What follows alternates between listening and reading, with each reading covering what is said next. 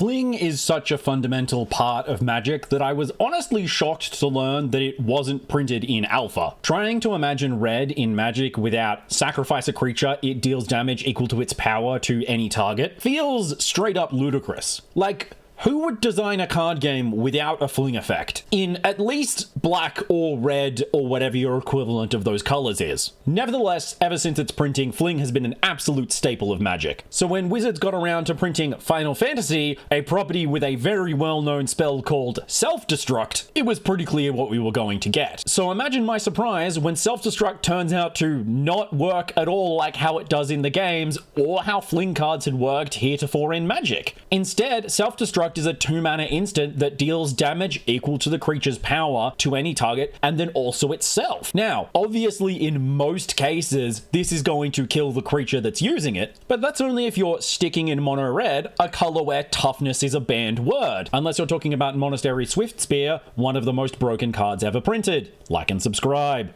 Obviously, I was already enjoying the prospect of flinging my Slickshot show off, and I was hoping for a continuation of the trend Magic had been following, where fling effects had started to sacrifice as effect rather than cost, allowing my Slickshot show off and other prowess triggers to trigger for additional power off casting the spell. And similarly, I was hoping for the wording change that made the source of the damage the creature rather than the spell, just to give Screaming Nemesis an additional completely unnecessary upscale. But now you're telling me if I self-destruct a Screaming Nemesis, I get double triggers off of this? Is it Christmas? Is it my birthday?